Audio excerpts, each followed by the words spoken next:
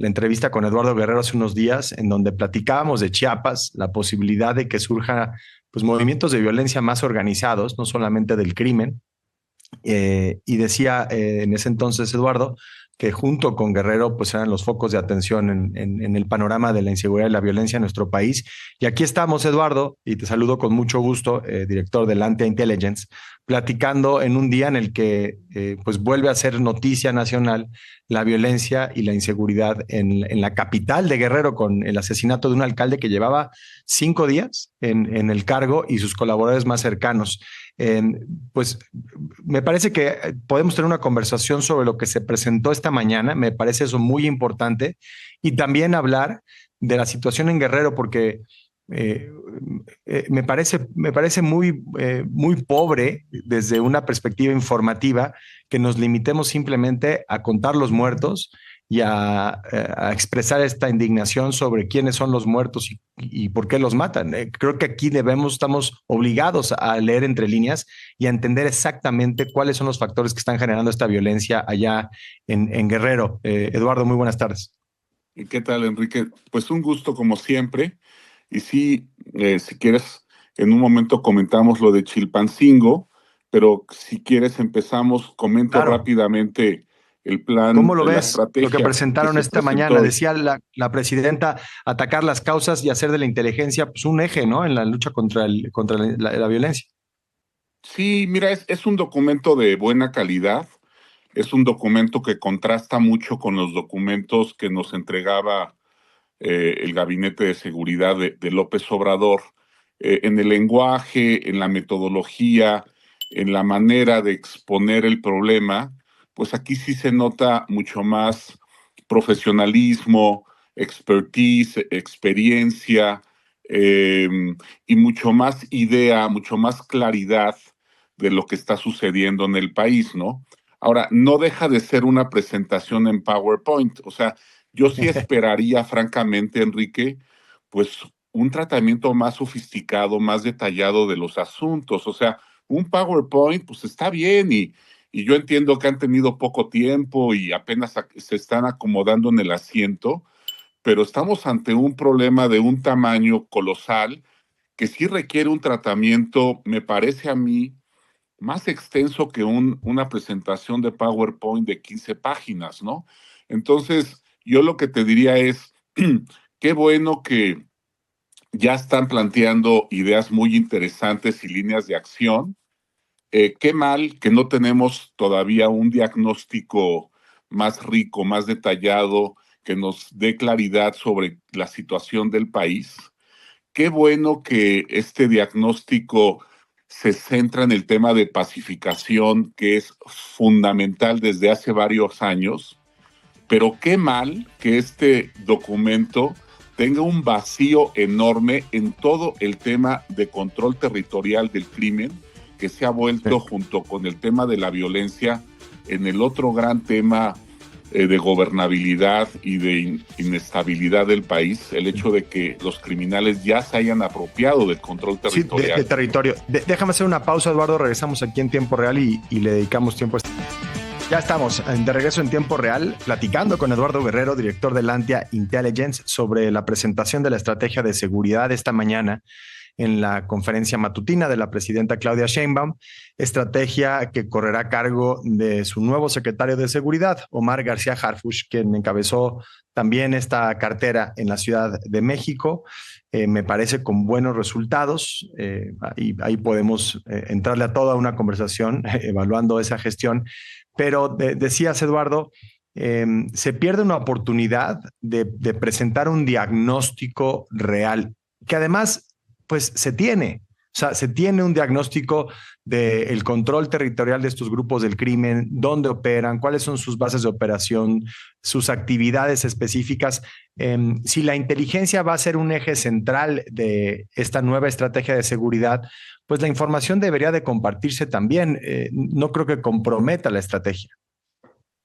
Pues sí, mira, hay muchos datos oficiales que podrían sintetizarse y dibujarte un diagnóstico al menos suficiente, quizás no con esos detalles sobre grupos criminales y presencia territorial, etcétera, que a lo mejor se los quieren reservar para sus operativos y les parece que es información clasificada.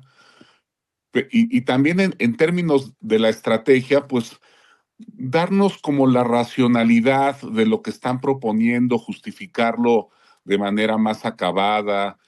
Si tú ves los documentos de estrategias de seguridad de otros países, ya no digamos del primer mundo como Estados Unidos, Canadá, Reino Unido o España, hablemos de documentos del gobierno brasileño, chileno, colombiano, son documentos muy serios, muy rigurosos, son puntuales, y no dicen, no hablan de más, digamos, ni se arriesgan a dar información que debe conservarse como confidencial, pero sí te dan una explicación de los fenómenos y una justificación de las acciones que están proponiendo, ¿no?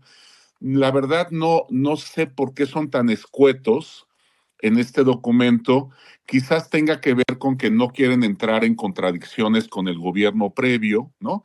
No quieren arriesgarse a lanzar ahí Sí. algunas líneas que se pudieran contraponer o contrapuntear con lo que propuso López Obrador, ¿no? Porque se está concebido este gobierno como un gobierno de continuidad. Pero bueno, pues si no lo quieren hacer, pues al menos sí sería bueno también tener un documento en donde se aborden temas centrales como el que te comentaba de la recuperación del control territorial, el tema de la violencia fronteriza, el problema que acabamos de tener en la frontera sur con los migrantes, la frontera norte, este, hay tantos temas, ¿no? Entonces, yo te diría que este documento es un buen paso, es innovador incluso en la parte, por ejemplo, de su énfasis en la inteligencia y en la investigación criminal, en lo que dicen que van a fortalecer toda la parte de las fiscalías, van a fortalecer el Secretariado Ejecutivo del Sistema Nacional de Seguridad Pública, se va a encargar este secretariado de evaluar eh, tanto el desempeño de los policías, de los militares, de los que están trabajando la estrategia a nivel estatal. Se van a supervisar, me parece, también las compras que hagan los gobiernos estatales en materia de seguridad. Eh, en fin, hay varios ingredientes muy ricos, muy interesantes, Sí. pero sí me parece todavía que yo lo tomaría como un documento preliminar y sí esperaría yo algo más integral, Enrique.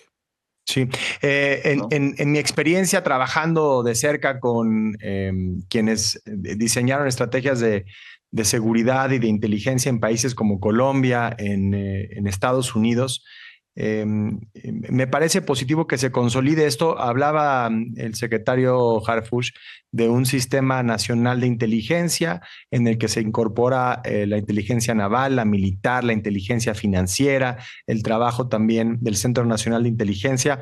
¿Esto es factible y qué tan importante sería que efectivamente se realice este trabajo de inteligencia finalmente después de tantos años en nuestro país y que se utilice en el combate a los grupos de la delincuencia organizada? Sí, mira, se habla de la coordinación absoluta. Este es un adjetivo que me llama la atención. Coordinación absoluta en el gabinete de seguridad y con las entidades federativas. Bueno, para que se dé una coordinación absoluta, Enrique, pues ahora sí que tienes que tener una centralización del poder en un mando muy, muy fuerte. Entonces, esto te habla también de que, pues, si no teníamos un zar de la seguridad, yo creo que ese zar ahora va a ser Omar García Harfuch. Qué bueno, porque es un hombre con credenciales, con resultados como tú comentas en la Ciudad de México, y va a centralizar el poder, él va a diseñar la estrategia nacional y me imagino que va a estar supervisando a las agencias militares y civiles, incluida la Fiscalía General de la República, para que se implemente al pie de la letra esta estrategia con el acompañamiento de los estados, de los gobernadores y de los secretarios de seguridad estatales, ¿no? Sí. Entonces, pues, qué bueno que aprovechemos esto que está pasando en el país ahorita de una centralización política tan tremenda que tiene varios problemas con nuestro régimen democrático, pero que al menos esto se aproveche, pues, para impulsar de esta manera una política pública de seguridad y pueda tener contundencia y eficacia en el corto plazo, ¿no? Ese podría ser un lado positivo de nuestro nuevo régimen político, ¿no? Sí, sí, la verdad que sí, y sobre todo ahora que se necesita tanto en lugares como Guerrero y Chiapas. Si te parece, te buscamos mañana para seguir en la conversación en esta otra parte, la de Guerrero, que nos preocupa tanto y que necesitamos entender mejor más allá de la coyuntura. Encantado. Platicamos sobre Guerrero mañana, Enrique. Con mucho gusto. Perfecto. Bueno, igualmente, pues un gusto enorme, como siempre, Eduardo Guerrero, director de Lante Intelligence, en este diagnóstico sobre lo que se presentó esta mañana en la conferencia matutina de Claudia Sheinbaum.